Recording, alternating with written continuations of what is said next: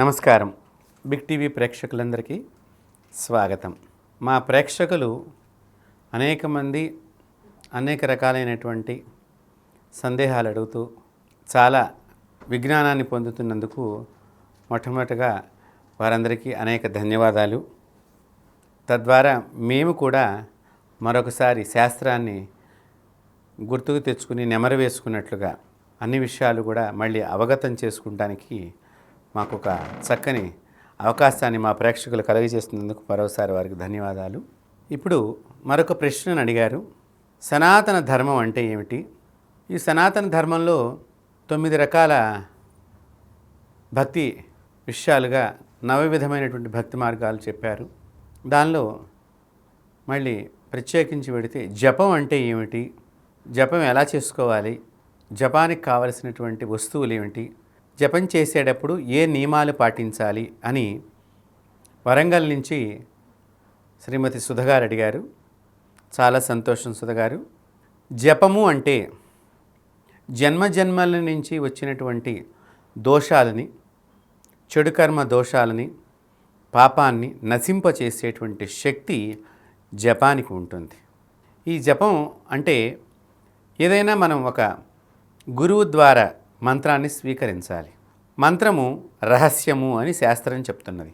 మంత్రాల్ని ఇలా టీవీ ముఖంగా కానీ మనము బహిరంగంగా మంత్రాలని చెప్పకూడదు. బీజాక్షర సంయుక్తంగా ఉండేటువంటివి నామ మంత్రాలు చెప్పవచ్చు. శ్రీమాత్రే నమః అని జపం చేసుకోండమ్మా, నారాయణాయ నమః అని జపం చేయండమ్మా, ఓం నమఃశివాయ జపం చేయండమ్మా అని ఇవి చెప్పవచ్చు.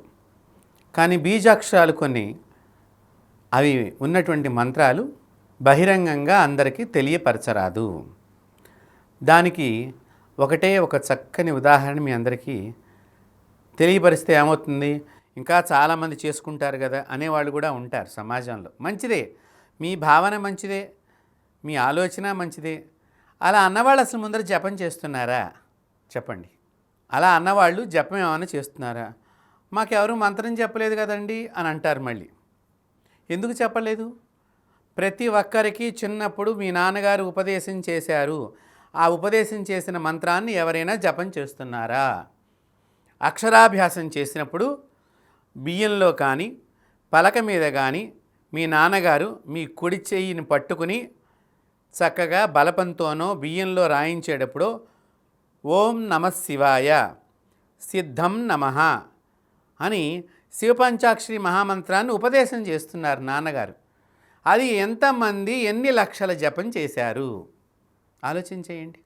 కానీ మిగతా వాటి గురించి మాలాగా చెప్పేవాళ్ళ గురించి చాలామంది కామెంట్స్ చేయటం నేను చూస్తూనే ఉన్నాను, వింటూనే ఉన్నాం. స్వయంగా మీ తండ్రి గారు మీ చేత అక్షరాభ్యాసంలో 5వ ఏట చేయించిన మంత్రాన్ని ప్రథమంగా చేయవలసిన బాధ్యత ప్రతి స్త్రీ పురుషులది. శివుడు లేనిదే సృష్టి లేదు.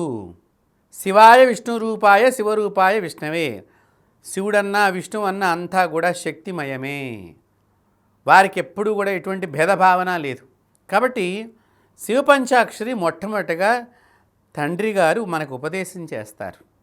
అందుకనే తొలి గురువు తల్లిదండ్రులు అని శాస్త్రం చెప్పింది.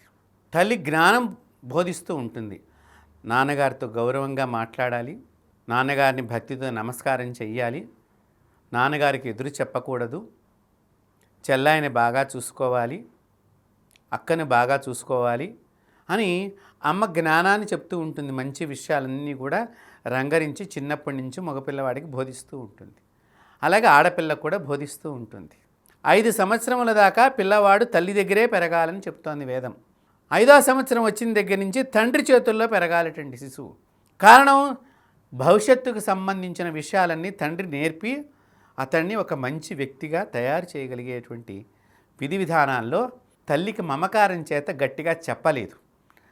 తండ్రికి కూడా మమకారం ఉంటుంది, కానీ వాడి భవిష్యత్తును దృష్టిలో పెట్టుకుని ఆ పిల్లల భవిష్యత్తు ఆడైనా కానీ మగవారైనా కానీ అక్కడ వారి భవిష్యత్తును దృష్టిలో పెట్టుకుని తండ్రి మందలిస్తూ తప్పుని ఖండిస్తూ బోధిస్తూ ఉంటాడు. కాబట్టి తొలి గురువు జ్ఞానభిక్ష పెట్టినటువంటి జన్మనిచ్చినటువంటి అమ్మ, రెండవ గురువు తండ్రి, మూడవ గురువు మంత్రం ఎవరి దగ్గరైతే మనం స్వీకరిస్తామో వారు మనకి గురువు. వీళ్ళని ఎప్పటికీ కూడా మనం మర్చిపోకూడదు. ముఖ్యంగా పూర్వకాలంలో ఆడపిల్లలకి గౌరీ పంచాక్షరి మహామంత్రం ఉపదేశం చేస్తూ ఉండేవారు. ఈ మంత్రం జపం చేయటం మూలకంగా వాళ్ళకి మాంగళ్య బలం, మంగళసూత్రాలకి దోషం తగలకుండా, వారి మాంగళ్యానికి దోషం ఏర్పడకుండా, వారి వివాహం అయిన తర్వాత వారి భర్త చక్కగా ఆయువుతో హాయిగా ఆనందమైనటువంటి జీవనాన్ని సాగించాలి అని చెప్పి ఆడపిల్లలు వాళ్ళకి గౌరీ పంచాక్షరిని ఉపదేశం చేసేవారు. అప్పట్లో చాలామంది దాన్ని జపం చేస్తూ ఉండేవారు. ఈ జపం చేయటం మూలకంగా జన్మజన్మల నుంచి నువ్వు తెచ్చుకున్నటువంటి చెడు కర్మ, దాన్ని పాపమందామా లేకపోతే దోషమందామా, అది ఏదైనప్పటికీ కూడా ఆ జన్మజన్మల నుంచి వచ్చి ఈ జన్మకు వెంటాడుతూ నిన్ను నీడలాగా, ఏమండి పాపం నిజంగా వస్తుందంటారా అని మీరు అనుకోవచ్చు. తప్పకుండా వస్తుంది, 100కి 1000% వస్తుంది. అది కూడా చెప్తున్నాను. ఎలా వస్తుంది అనుకోవచ్చు. ఇప్పుడు మీ నాన్నగారు ఉన్నారు. మీ నాన్నగారికి ఆస్తి ఎక్కడి నుంచి వచ్చిందండి? మీ తాతగారి దగ్గర నుంచేగా. వారు కూడబెట్టిన ఇల్లు, బంగారము, ధనము, ఇవన్నీ కూడా ఆయన మరణానంతరం ఆయన ఏమి ఇచ్చిపోవట్లేదు. ఆయన పోయాడు కాబట్టి మనం తీసేసుకుంటున్నాం. ఈ రోజుల్లో బతికుండంగానే పోయేటట్టు చేసి మరీ తీసుకుంటున్నాం. పూర్వకాలం పోయిన తర్వాత తీసుకునేవాళ్ళు.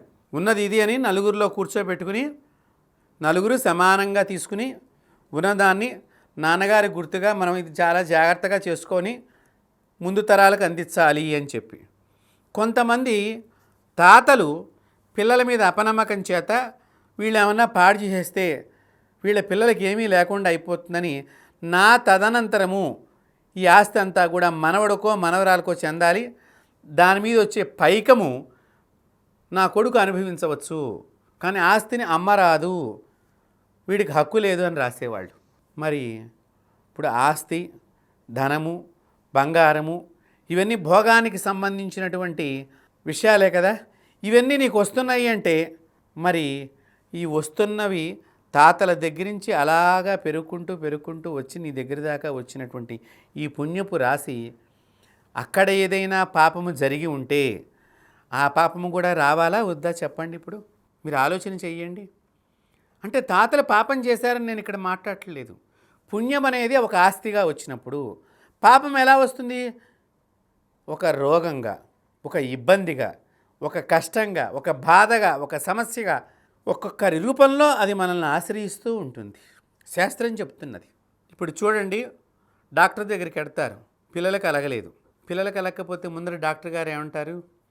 మీది మేనరికమా అంటారు. కాదండి అండి. అయితే సరే ముందర ఏదో ట్యాబ్లెట్, తర్వాత జెనెటిక్ ప్రాబ్లం అంటారు.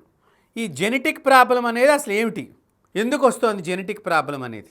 ఆ జెనెటిక్ ప్రాబ్లం ఏదైతే చెప్పబడి ఉందో సైన్స్లో, అదే పాపము, అదే దోషము. మన శాస్త్రం దాన్ని చెప్పింది. వాళ్ళు జెనెటిక్ అనే పదాన్ని ఉపయోగించారు. మన సనాతన ధర్మంలో దాన్ని పాపము అని అన్నారు.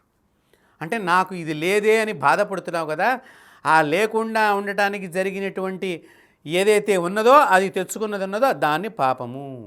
కాబట్టి ఈ శరీరము ఏమేమి కర్మలు చేసి ఉన్నదో గత జన్మలో, ఈ జన్మలో ఏమేమి చేస్తుందో, మళ్ళీ వచ్చే జన్మకి ఇది మోసుకు వెడుతూ ఉండాలి. కాబట్టి ఇలా మోసుకెళ్తూ చెడు కర్మని రెండింటినీ మోసుకెడుతుంది. ఒక చెడునే మోసుకు వెళ్ళదు. మనం చేసిన పుణ్యాన్ని మోసుకొస్తుంది, మనం చేసిన పాపాన్ని కూడా మోసుకొస్తుంది. కాబట్టి ఇలా ఈ పాపము చెడు కర్మ ఏదైతే ఉన్నదో దాన్ని లేకుండా చేసేటువంటి ఒకటే ఒకటి ఉన్నది, మంత్రము.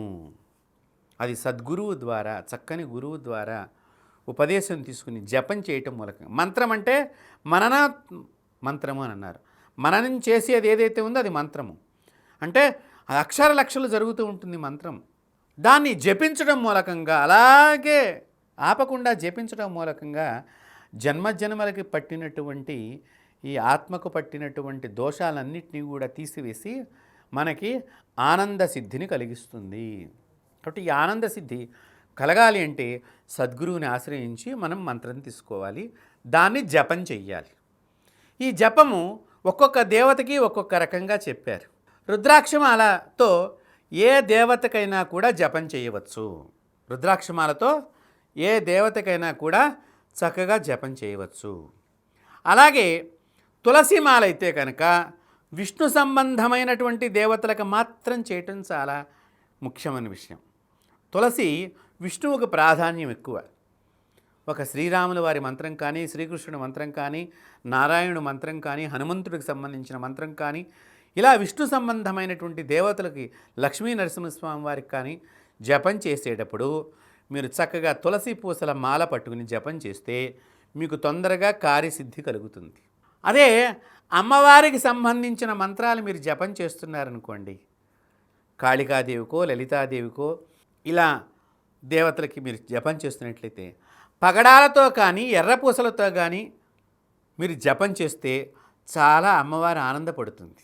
అలాగే లక్ష్మీదేవికి అనుకోండి, తామర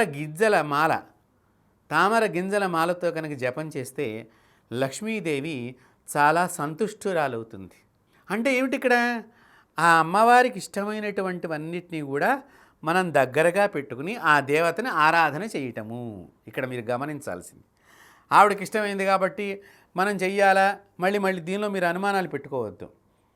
ఇప్పుడు మీ ఇంటికి అతిథి వచ్చారనుకోండి, మీ వారు ఉద్యోగం చేస్తున్నారు, లేకపోతే మీ శ్రీమతి గారు ఉద్యోగం చేస్తున్నారు, ఆ కంపెనీ ఎండీ గారు లేకపోతే ఆ కంపెనీని సంస్థను నడిపేటువంటి అధిపతో మీ ఇంటికి వచ్చారు.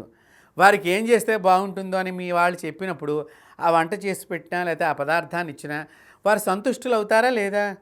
అలాగే దేవతలు కూడా దైవం మానుష రూపేణ, భగవంతుడు మానుష రూపంలో వచ్చి మనకి సహాయం చేస్తూ ఉంటారు. అలాగే వినాయకుడికి, సుబ్రహ్మణ్యేశ్వర స్వామికి పగడాల మాలతో చేసినట్లయితే చాలా మంచి ఫలితం ఉంటుంది. స్ఫటికమాల అన్ని దేవతలకి పనికొస్తుంది. స్ఫటికమాలతో జపం చేయటం మూలకంగా మనసుకి శాంతము ఏర్పడుతుంది. రుద్రాక్షమాలతో చేస్తే అన్ని దేవతలకి స్ఫటికమాల కానీ రుద్రాక్షమాల కానీ సరువులకి శుభకరమే ఆ మాలని జపంలో ఉపయోగించడం మూలకంగా. తులసిమాల మాత్రము గణపతికి ఉపయోగించరాదు. బాగా గుర్తుపెట్టుకోండి. ఎందుకండి తులసిని గణపతికి ఉపయోగించకూడదు అంటే అది మళ్ళీ మనం ఇంకొక సందర్భంలో తెలియజేసుకుందాము. కాబట్టి ఈ జపమాలని కంపల్సరిగా దగ్గర పెట్టుకుని జపం చేయాలి. ఆ జపమాల కూడా మనము గురువుగారి చేతుల మీదుగా స్వీకరించడం మనకి చాలా మంచిది. వారు శుద్ధి చేసి ఆ జపమాలని పూజలో చేసి మనకిస్తారు. తద్వారా ఆ దేవత యందు మనకు అనురక్తి కలుగుతుంది, ప్రేమ కలుగుతుంది, ఇష్టత కలుగుతుంది. అలాగే ఎవరైతే జపం చేస్తున్నారో ఒకవేళ వారు కింద కూర్చోలేని స్థితి ఉంటే కుర్చీలో కూర్చుని కూడా జపం చేయవచ్చు, బెంచ్ మీద కూర్చొని జపం చేయవచ్చు. అయితే ఈ జపం చేసేటప్పుడు శరీరము అవస్థల పడుతూ చేయకూడదు. ముఖ్యంగా చక్కగా సుఖాసీనం అని అన్నారు, సుఖంగా కూర్చోవాలి. జపమాలని బయట ఎవరికీ కనిపించకుండా ఈ యొక్క పైన వస్త్రాన్ని ఇలా కప్పుకొని ఈ చెయ్యి లోపల పెట్టుకుని జపం చేస్తూ ఉండాలి. మంత్రాన్ని పైకి చెప్పకుండా జపం చేస్తూ ఉండాలి. ఈ నియమాలు చెప్తున్నాను. జపం ఎలా చేయాలనే నియమాలు మీ అందరికీ సెలవిస్తున్నాను. వరంగల్ నుంచి సుధగారు చాలా మంచి ప్రశ్నను సంధించారు. మా బిగ్ టీవీ ప్రేక్షకులందరికీ కూడా ఇది చాలా శుభకరమైనటువంటి సమాధానము. కాబట్టి జపం చేసేటప్పుడు మాట్లాడకుండా జపం చెయ్యాలి. అలాగే ఫోను ఇత్యాది విషయాల్లో ఆసక్తి లేకుండా జపం చెయ్యాలి. కొంతమంది ఫోన్ చూస్తూ ఇలాగ జపం చేస్తూ ఉంటారు, ఇట్లా కింద తలకాయ ఉంటుంది, ఇట్లా కదులుతూ ఉంటుంది. అలా చేయకూడదు. మంత్రదేవత మీద, జపమాల మీద సుఖాసనం కూర్చుని పరదేవతని హృదయంలో నిలుపుకుని పరదేవత యొక్క పాద పద్మాలను నేను చూస్తున్నాననేటువంటి పరమ పవిత్రమైన భావనతో జపాన్ని చెయ్యాలి. జపమాల మాత్రం ఎట్టి పరిస్థితుల్లో కింద పడరాదు. ఆ జపమాలని ఎవరు కూడా ముట్టుకోరాదు, మీరొక్కరే తాకాలి. అది కూడా శుభ్రమైనటువంటి వస్త్రధారణలో ఉన్నప్పుడు మాత్రమే. దాన్ని ఒక డబ్బాలో పెట్టుకుని దాచుకోవాలి, దైవ మందిరంలోనే ఉంచుకోవాలి. అలాగే కుర్చీలో కూర్చున్నప్పుడు డైరెక్ట్గా మీరు ఆ కుర్చీలో కూర్చోకుండా మీరు జపం చేసేటప్పుడు అమ్మవారికి జపం చేస్తున్నారనుకోండి, కింద ఎర్ర వస్త్రం వేసుకుని జపం చేయండి. అలాగే విష్ణు సంబంధమైన దేవతలకు చేస్తున్నారనుకోండి, పసుపు రంగు వస్త్రం వేసుకుని చేయండి. అలాగే శివ సంబంధమైనటువంటి దేవతలకు సంబంధించి నీలం కలర్ వస్త్రం వేసుకుని జపం చేయండి.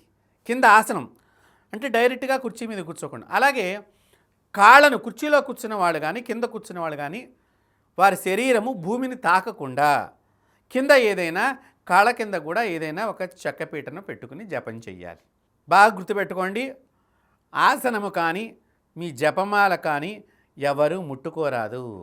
అంతేకాకుండా జపం చేసేటప్పుడు మీరు సంకల్పం చెప్పుకుంటారు. మమ అని చెప్పుకుని ఆ ఋతువు, ఆ మాసము, ఆ తిథి, ఆ వారము, ఆ నక్షత్రము, గోత్రము మీ పేరు చెప్పుకుని ఎందు నిమిత్తం, కొంతమందికి పెళ్లి కాలేదు, పెళ్లి మంత్రం తీసుకున్నాం పెళ్లి కావాలని, మమ శీఘ్ర కళ్యాణ ప్రాప్త్యర్థం అని సంకల్పంలో చెప్పుకో. లేదు ఉద్యోగం లేదు, మమ శీఘ్ర ఉద్యోగ ప్రాప్త్యర్థం. లేదు నాకు ఆరోగ్యం బాగాలేదు, మమ శీఘ్ర ఆరోగ్య ప్రాప్త్యర్థం అని సంకల్పం చెప్పుకుని నీళ్లు వదలటానికి ఆచమన పాత్ర అని మనం పెట్టుకుంటాము. ఈ ఆచమన పాత్ర కూడా ఎవరు కూడా ముట్టుకోకూడదు, ఎవరు కూడా వాడరాదు. మీ జపమాల కానీ, మీ ఆచమన పాత్ర కానీ, మీ ఆసనం కానీ ఇవి ఎవ్వరూ కూడా తాకరాదు. మీరు కూడా జప సమయంలో మాత్రమే స్నానం చేసి పవిత్రమైనటువంటి శుభ్రమైనటువంటి వస్త్రధారణ చేసిన తర్వాతనే వీటిని ముట్టుకోవాలి. జపం అయిపోయిన తర్వాత ఇవన్నీ మళ్ళీ దాచి ఒక బ్యాగులో పెట్టి ఒక పక్కగా పెట్టుకోవాలి. ప్రతిరోజు సమయాన్ని పాటిస్తూ జపాన్ని చెయ్యాలి.